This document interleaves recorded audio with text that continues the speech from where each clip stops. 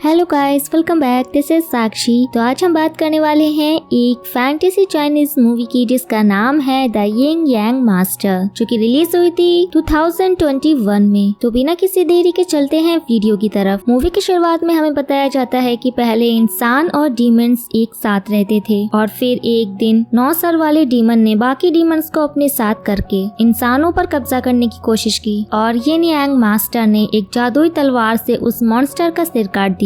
वो 9 सिर वाला डीमन तो मर गया, लेकिन उसकी आत्मा अभी भी जिंदा है, जो कि एक जादुई लाल पत्थर में कैद है। और आज सालों बाद डीमन फिर से वो लाल पत्थर चुराने आए हैं, जिसे बचाने के चक्कर में कई सारे सिपाही मारे गए, जिसमें किंग येन का बचपन का साथी सीमू भी था। इस हमले में सिर्फ एक हाफ बीट सिपाही किंग मिन ही बचा है और इसलिए जब उसके मास्टर आते हैं तो वो समझते हैं कि किंग मिन भी डीमन के साथ मिला हुआ है, इसलिए वो उसे अरेस्ट करने को कह देते हैं। लेकिन किंग मिन टेलीपोर्ट होकर वहाँ से भाग जाता है। फिर 7 साल बाद का सीन दिखाया जाता है और हम किंग बोया को देखते हैं। तभी रास्ते में इनके ऊपर 3 सिर वाला डीमन अटैक कर देता है। बोया उसका एक सिर काट देता है, लेकिन वो उसे वापस लगा लेता है। तभी ये देखकर सभी सिपाही भाग जाते हैं। जब बोया दोबारा अटैक करता है तो वो कपड़ा हट जाता है। तो ये 3 सिर वाला डीमन नहीं बल्कि 3 फेरेट्स थे। बोया जैसे ही इन पर अटैक करता है तो वहाँ किंग मिन आ जाता है और उसे रोक देता है, क्योंकि इसने ही 3 फेरेट्स को भेजा था। किंग मिन नहीं चाहता था कि बोया ट्रिब्यूट लेकर जाए, इसलिए वो बोया पे एक जादुई मंत्र मारकर उसका सामान लेकर अपने साथियों के साथ वहाँ से चला जाता है। और दूसरी तरफ हम देखते हैं कि वो डीमंस फिर से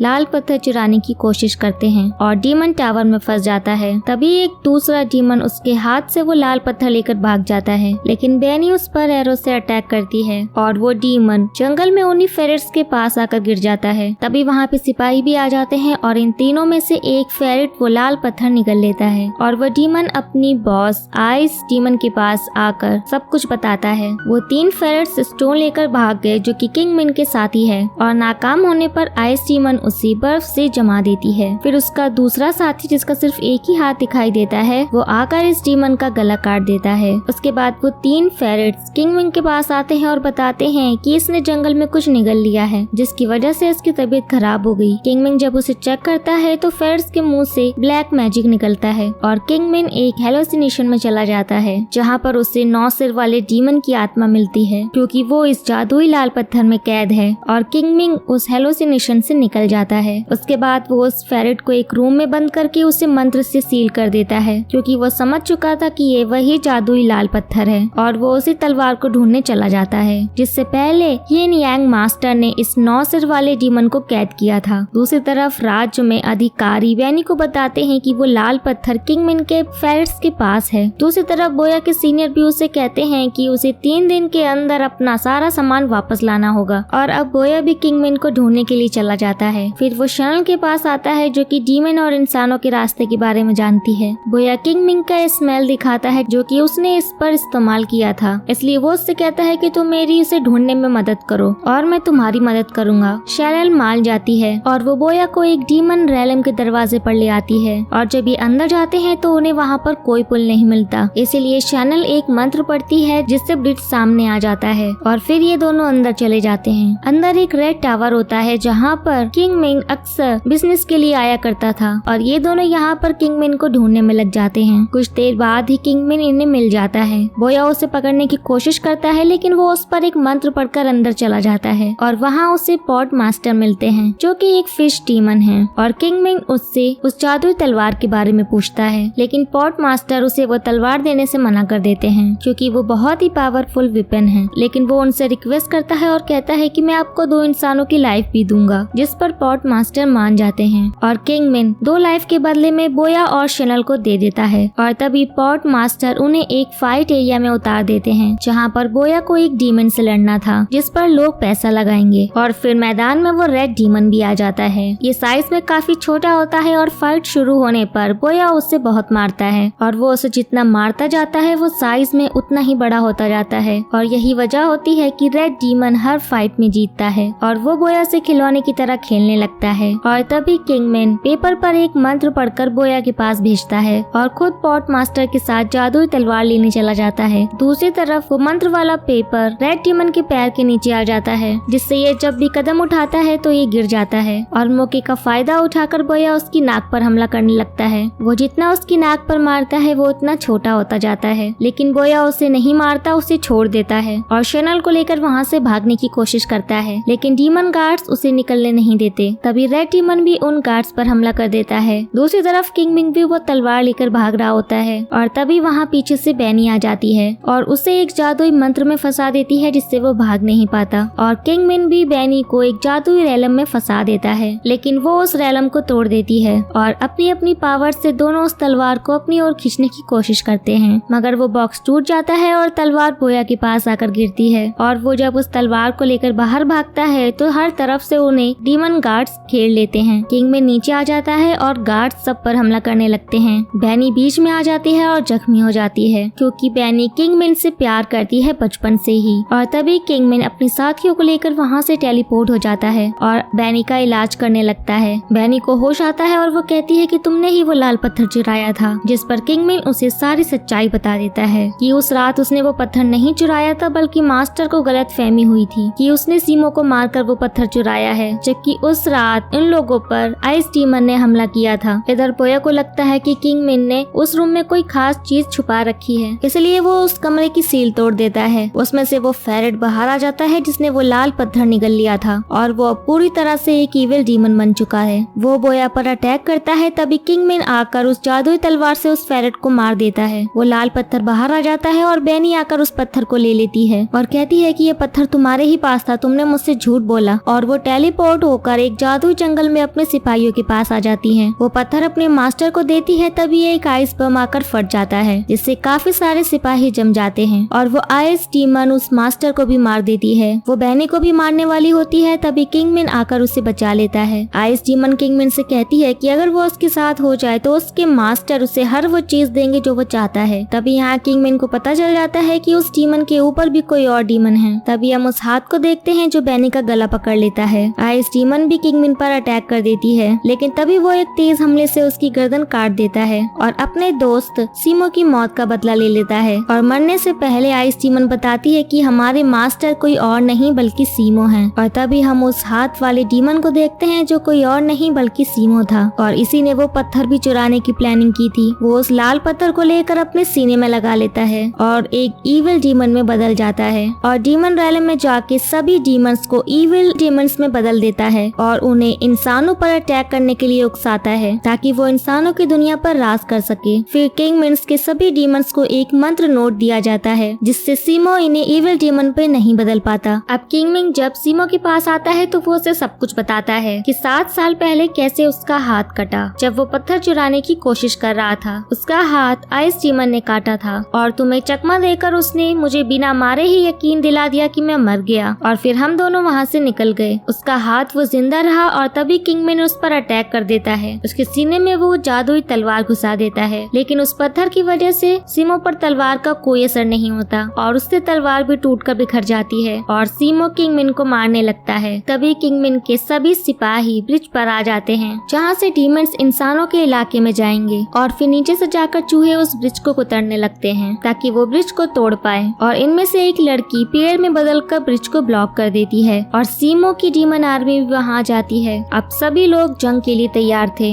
सभी लोग आपस में जमकर दुश्मनों से मुकाबला करते हैं और अब तक पिटते पिटते रेड डीमन भी काफी बड़ा हो जाता है और वो सभी डीमंस पर अटैक करता है और फिर बड़े से हाथ पर बैठकर वहाँ सीमो भी आ जाता है और सबके सामने किंग मिंग को अपने हाथ के टेंटिकल से मारकर नीचे गिरा देता है और फिर भी ये सभी लोग इनके सामने डटे रहते हैं। डीमंस इनकी तरफ बढ़ते हैं, लेकिन तब तक चूहे उस ब्रिज को कुतर चुके थे और कई सारे डीमंस नीचे गिर जाते हैं। बोया इनसे लड़ने के लिए ब्रिज के पार चला जाता है और बाकी लोग बचा हुआ ब्रिज का टुकड़ा तोड़ने लगते हैं। फिर हम किंग मिन को देखते हैं जो कि 9 सिर वाले डीमन के रैलम में है, जो कि उसे दिखाता है कि सीमो उसके सभी साथियों को मार देगा और जल्दी बैनी भी मरने वाली है। मैं तुम्हारी सीमो को हराने में मदद कर सकता हूँ। तुम्हारे सारे साथी और बैनी भी बच जाएंगे, लेकिन बदले में तुम्हें मुझे अपना मास्टर बनाना होगा। तभी हम देखते हैं कि पॉट मास्टर बोया की तरफ बढ़ता है और उसे बचाने के चक्कर में रेड डीमन मारा जाता है और मरने से पहले वो पॉट मास्टर को लेकर ब्रिज तोड़ता हुआ नीचे गिर जाता है, लेकिन तभी सीमो अपने बड़े से हाथ से ब्रिज को जोड़ देता है। डीमंस दूसरी तरफ जाने लगते हैं, लेकिन तभी किंग मिन आकर उस हाथ को ही उड़ा देता है। अब किंग मिन दिखने में पहले से ज्यादा पावरफुल लग रहा है। वो उस पर जोरदार अटैक करता है, लेकिन वो अपने बड़े से हाथ से उसे मारने की कोशिश करता है बट किंग मिंग उसे भी बुरी तरह से मारता है। सीमो का कोई भी अटैक उसे नुकसान नहीं पहुंचा पाता। वो उस पर अटैक करता है और किंग मिंग उसके हाथ को चीरता हुआ उसका सीना भी अपने हाथ से चीर देता है और उस लाल पत्थर को निकाल लेता है, जिसके बाद सीमो राख बनकर खत्म हो जाता है। दूसरी तरफ बैनी भी ठीक हो जाती है और तभी किंग मिंग उसके सामने ही वो लाल पत्थर तोड़ देता है और खुद डीमन रैलम में जाने लगता है। और हमें फ्लैशबैक में दिखाया जाता है कि सभी लोगों को बचाने के लिए किंग मिंग ने उस 9 सिर वाले डीमन को अपना मास्टर चुन लिया है। आजाद होने के लिए वो डीमन उसके साथ जुड़ गया। फिर किंग मिंग ने खुद को मारने की धमकी दी कि अगर उसने सुसाइड कर ली तो वो कभी भी बाहर नहीं आ पाएगा। और फिर उसने वो लाल पत्थर भी डिस्ट्रॉय कर दिया और इसलिए अब वो 9 सिर वाला डीमन किंग मिंग की मर्जी के बगैर बाहर नहीं आ सकता। लेकिन अब बदले में किंग मिंग को भी अपने साथियों को छोड़कर, अपने इंसानों को छोड़कर डीमंस की दुनिया में रहना होगा। और इसी के साथ ये मूवी खत्म हो जाती है। सो गाइस, आपको ये वीडियो कैसा लगा हमें कमेंट करके जरूर बताइएगा। वीडियो को लाइक और चैनल को सब्सक्राइब करना बिल्कुल भी ना भूले। तो अब मिलते हैं नेक्स्ट वीडियो में, तब तक के लिए take care and tata bye bye.